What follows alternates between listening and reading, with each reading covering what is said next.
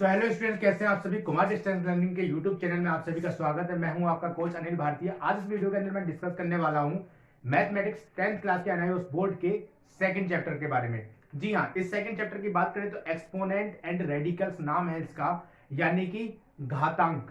ठीक है, घातांक घातांक करके इसके चैप्टर है ये आपका। वो आपका कैसे सॉल्यूशन होगा उसका, कैसे वो उसके क्वेश्चंस होंगे, ये सारी चीजें मैं आज इस वीडियो में डिस्कस करने वाला हूं। अगर आप नए हैं इस चैनल पर, पहली बार आए हैं, तो आप चैनल को सब्सक्राइब कीजिए, वीडियो को लाइक जरूर कीजिएगा, राइट। और लाइक कीजिए मत कीजिए, लेकिन अंत तक आप जरूर देखिएगा वीडियो को, ताकि आपको समझ में आए। लाइक डिसलाइक वो अलग बात है, लेकिन आपको समझ में आना चाहिए, राइट। अच्छा, तो सबसे पहली बात क्या करेंगे भाई हम, कि आपके, अब मैं फिर से आपको क्लियर कर देता हूं ये है क्या। आपने थंबनेल देख लिया होगा, समझ में आ गया, लेकिन आपको मैं डिस्कस करते हुए आपको क्लियर कर दूं कि देखिए है क्या आपका। ये है एनआईओएस बोर्ड।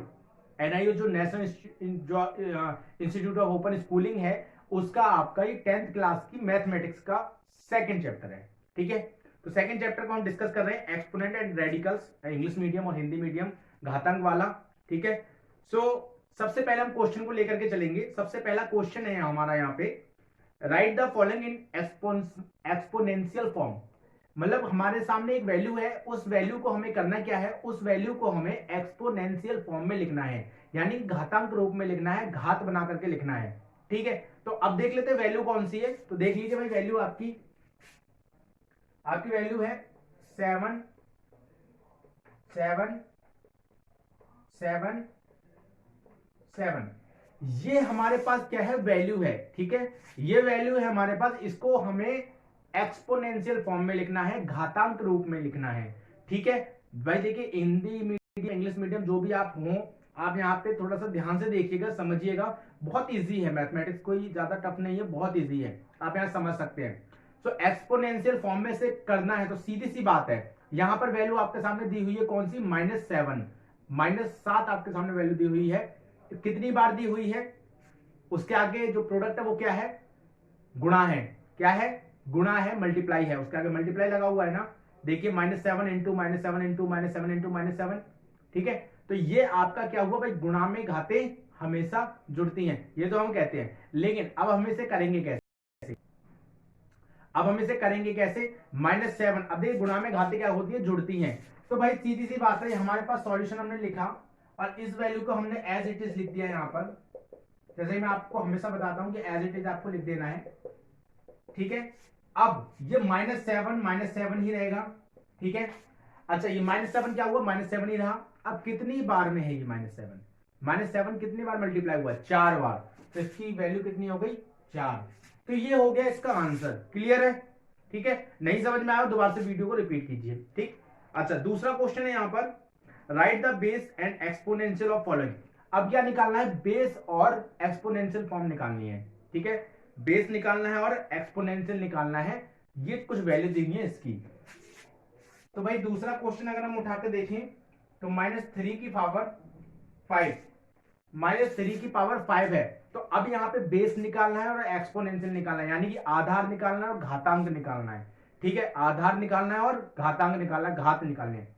तो यहाँ पे सिंपल सी बात है यार, देखो सिंपल सा क्या है, यहाँ पे अगर हम बात करें किस चीज की, अगर हम बात करें एक्सपोनेंशियल और बेस की, तो बेस क्या होता है, बेस होता है नीचे वाला, बेस होता है, ये होता है बेस। ठीक है, और ये होता है एक्सपोनेंशियल। ठीक है, यानी कि ये होता है आधार और ये होता है घातांक। ठीक है, क्लियर हो गया, आधार नीचे वाला, घातांक ऊपर वाला। ठीक है, क्लियर हो गया। अब यहां पे अगर मैं बात करूं बेस की, तो बेस हमारा क्या निकल के आया, बेस हमारा निकल के आया -3। और अगर हम एक्सपोनेंशियल की बात करें तो एक्सपोनेंशियल हमारा क्या निकल के आया, 5। ठीक है, क्लियर है, क्लियर है आप लोगों को। अगर नहीं क्लियर है दोबारा से वीडियो को रिपीट कर लीजिएगा। ठीक है, देखिए भाई -3 की पावर 5, तो -3 क्या है, यहां पर बेस है, और 5 क्या है, यहां पर एक्सपोनेंशियल है। ठीक है, ओके। सो नेक्स्ट क्वेश्चन है, इवेल्युएट करना है। अब क्या करना है, इवेल्युएट करना है, निकालना है, उसे सॉल्व करना है। भाई हमारे पास एक क्वेश्चन दिया हुआ है, क्वेश्चन हमारे सामने -3/4 पावर 3, इसे इवेल्युएट करना है, इसे सरल करना है। ठीक है, अब सिंपल सी बात है भाई, सॉल्यूशन हमेशा की तरह आपको लिखना है यहाँ पर -3/4 को ऐसे ही लिख देना है कि पावर 3।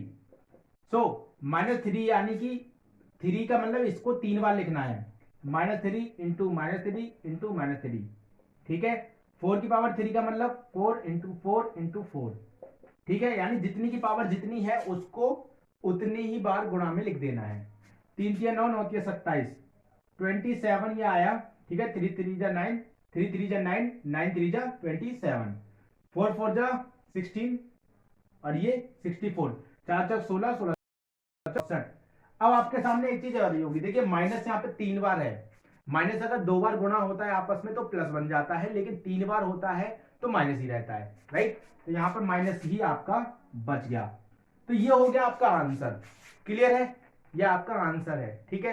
अच्छा, अब हम थोड़ा सा और आगे बढ़ते हैं अगले क्वेश्चन की ओर। तो अगला क्वेश्चन हमारा क्या है देख लेते हैं। अगले क्वेश्चन की ओर बढ़ते हैं। अगला क्वेश्चन है हमारा सिंप्लीफाई द फॉलोइंग। अब क्या करना है, हमें इसे भी सरल करना है, सिंप्लीफाई करना है, सरल करना है। क्वेश्चन है हमारे पास क्वेश्चन नंबर 4। क्वेश्चन हमारे पास 7/3 की पावर 5 इंटू 3/7 की पावर 6। यह हमारे सामने क्वेश्चन दिया हुआ, तो इसे सॉल्व करना है। क्या देखिए सिंपल सी बात है, यहां पर है क्या, इसको एज इट इज लिख देना है, ठीक है। अब इसको एज इट इज लिख देना है। अब बराबर लगा करके आपको क्या करना है, 7 कितनी बार है, 5 टाइम्स। तो 7 इंटू 7 इंटू 7 इंटू 7 इंटू 7, ठीक है। अपॉन में 3 कितनी बार है, 5 बार। 3 इंटू 3 इंटू 3 इंटू 3 इंटू 3, बीच में मल्टीप्लाई है, मल्टीप्लाई लगा दो यार। 3 कितनी बार है, 6 time. 3 into 3 into 3 into 3 into 3 into 3। और वहीं अगर बात करें 7 की, तो 7 भी हमारा 6 टाइम है, ठीक है। सो हमने फाइनली ये कर दिया। अब यहां से क्या करना है, देखिए भाई ये है मल्टीप्लाई में, ठीक है। ये क्या है, मल्टीप्लाई में है और ऊपर नीचे है। देखिए 7 यहां पर ऊपर है, यहां 7 नीचे है, ठीक है ना। तो सिंपली क्या करना है, 1 2 3 4 5, तो 5 7 कट जाएंगे, 1 2 3 4 5 7 से, ठीक है। बचेगा 1 7। अब 5 3 आपके कट जाएंगे यहां से, 5 3 से बचा क्या आंसर आपका, 3/7।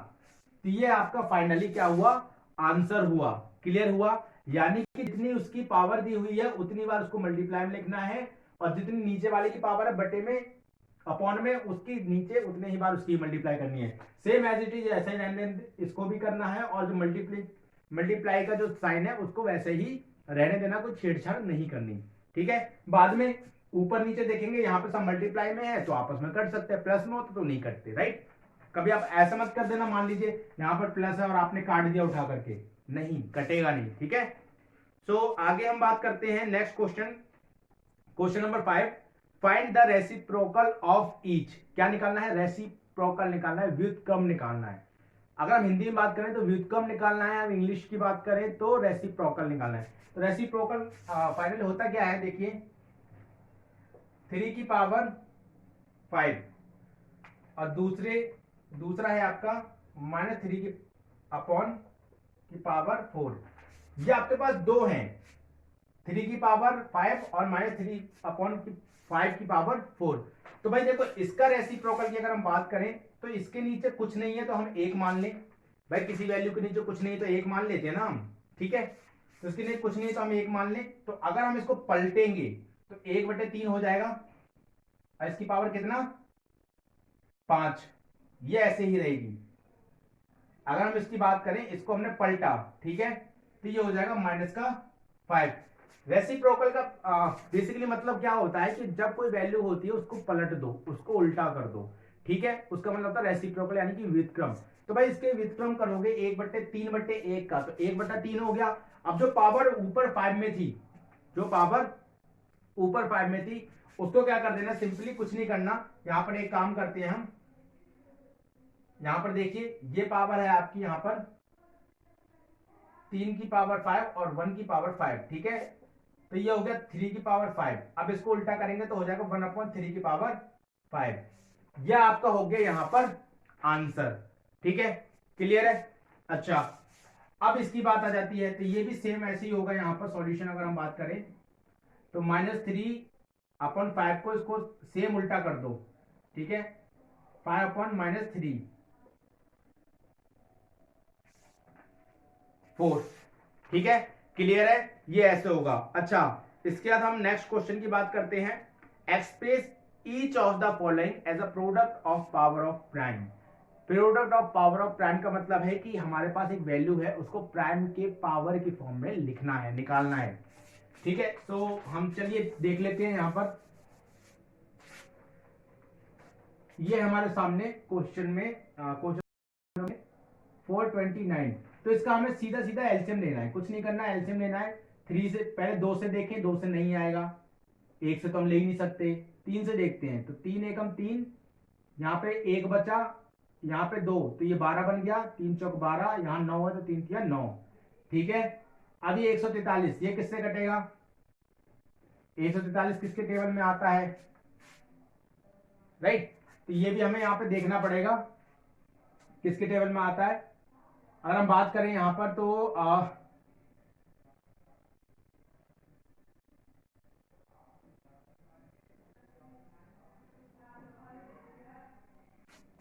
अगर हम बात करें 429 की, तो 429 को हम कैसे क्लियर करेंगे, इसका हम देख लेते हैं।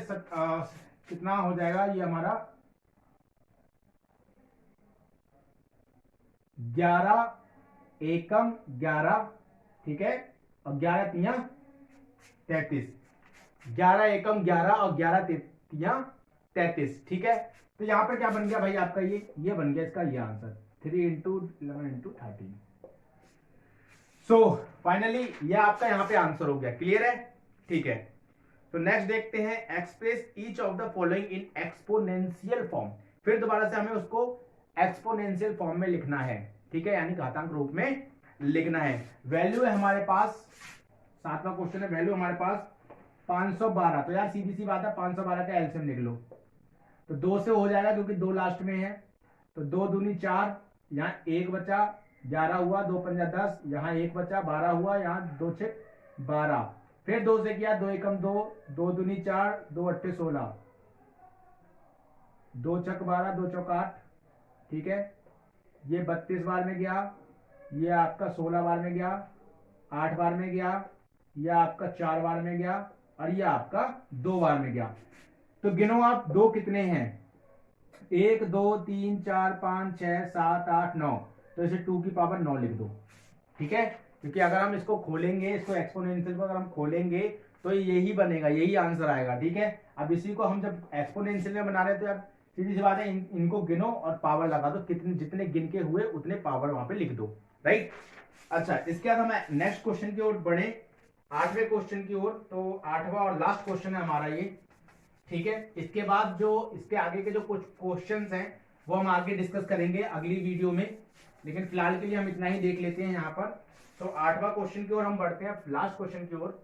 तो कह रहा है simplify and express the result in exponential form. पहले तो सिंप्लीफाई कीजिए, फिर उसको एक्सपोनेंशियल फॉर्म में यानी कि घातांक के रूप में लिख दीजिए, राइट। तो ठीक है भाई, हम देख लेते हैं।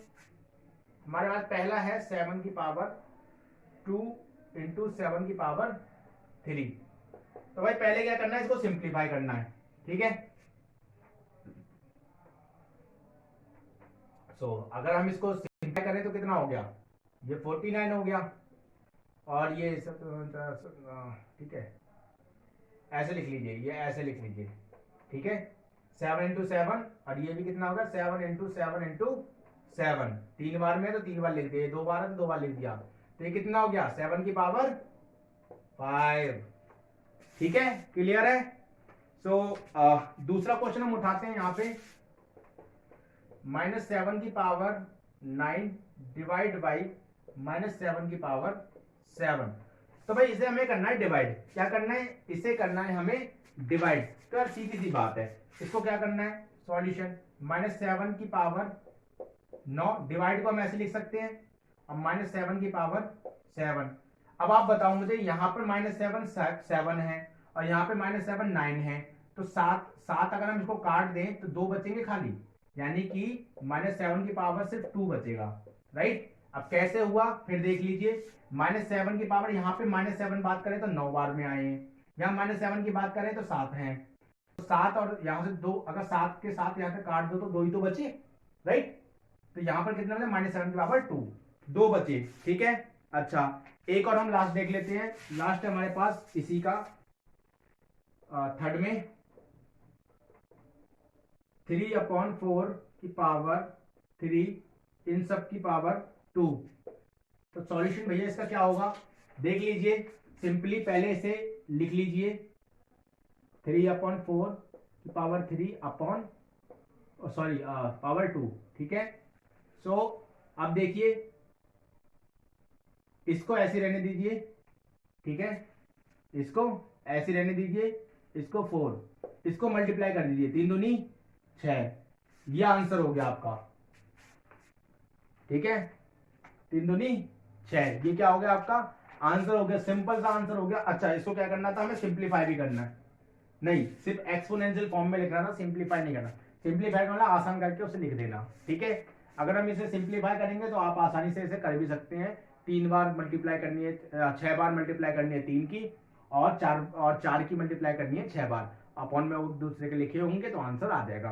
तो आई होप कि समझ में आ गया होगा आपको कि ये जो सेकंड चैप्टर है इसके जो क्वेश्चंस हैं 10th क्लास वालों, ये आपको क्लियर हो गए होंगे मेरे ख्याल से, और नहीं क्लियर हुए हैं आप कमेंट में एक बार बताइएगा, अगर कहीं कोई गलती हुई है तो आप मुझे बता सकते हैं, कहीं पे सही कर सकते हैं, राइट, क्योंकि देखिए मैथमेटिक्स है कहीं पे भी ऊंच नीच हो सकती है, राइट। सो यहाँ पर देखना पड़ेगा, और बाकी देखिए सारा कुछ मैंने एक एक चीज क्लियर कर दिया, अगर नहीं समझ में आई हो दोबारा से रिपीट कीजिए वीडियो को, फिर समझ में ना आए तीसरी बार रिवीजन को रिपीट कीजिए। देखिए मैथमेटिक्स होती क्या है कि जब तक रिवीजन करेंगे आप तब तक आपकी मैथमेटिक्स अच्छी रहेगी, जिस दिन आपने रिवीजन छोड़ दिया, पढ़ना छोड़ दिया मैथमेटिक्स को, उसी दिन आपकी खत्म।